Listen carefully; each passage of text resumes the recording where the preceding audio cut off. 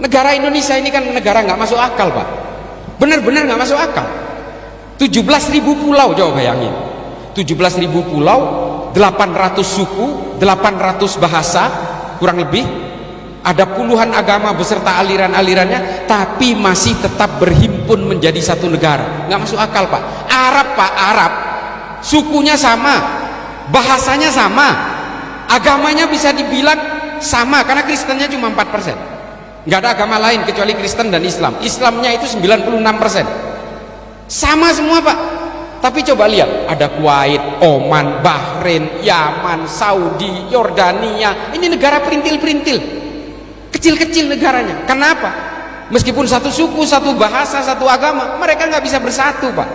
Nah, makanya Pancasila ini, negara Indonesia ini kalau ada di Arab mungkin udah pecah menjadi 25 negara, Pak. Tapi kita kan enggak. Sampai sekarang masih bisa bersatu. Timor Leste itu lepas karena kita salah caplok, Pak. Karena itu sebenarnya jalan Portugis, kita memaksakan untuk mendapatkan Timor Leste, tapi sebenarnya tidak didukung oleh perjanjian masa lalu. Makanya akhirnya ya lepas aja. Tapi kalau KKB Papua ya harus bertahan, Kak, karena itu adalah warisan dari kolonial Belanda yang seharusnya memang masuk ke wilayah Indonesia. Cuma hari ini kan bajingan semua yang ada di sana itu, nggak paham sejarah.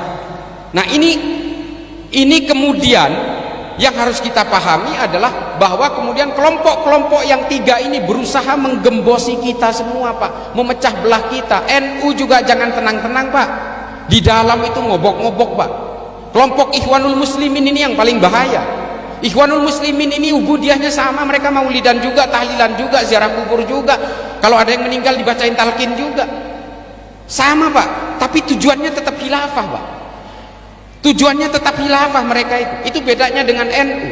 NU nggak punya tujuan politik, Pak. Tujuan politik NU dan Muhammadiyah ini kan tetap menegakkan NKRI dan Pancasila. Udah sesederhana itu aja tujuannya. Tapi kalau yang lain ingin menumbangkan negara ini dikuasai, lalu kemudian semua dihomogenkan paksa. Sama, Pak, Hizbut Tahrir juga. Padahal kalau mau debat soal khilafah, saya layani 7 hari 7 malam nggak pakai makan. Ayo, kita mau bongkar secara historis.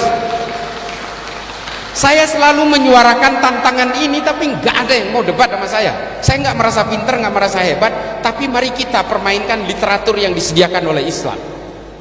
Islam menyediakan semua literatur tentang khilafah itu. Ini sistem politik biasa, Pak. Kelompok-kelompok penggarong Pancasila ini kan selalu ingin membawakan referensi masa lalu sebagai sistem yang paling ideal hari ini. Itu kan teknik lama, Pak, dalam politik. Ini kan kemudian yang meluluh lantakkan berbagai kehidupan beragama kita ini kan tujuan politik, Bu. Ini politik semua ini. Makanya saya paling anti sama politisasi agama ini.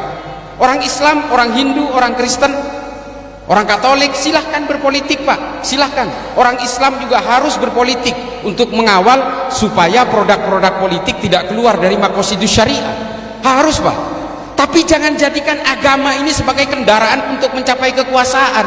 Karena kata Ibnu Rus, kalau ada penguasa yang menggunakan agama sebagai kendaraan menuju kekuasaannya, kelak kejahatan-kejahatannya pun akan dibenarkan dengan menggunakan dalil agama. Ini Ibnu Rus.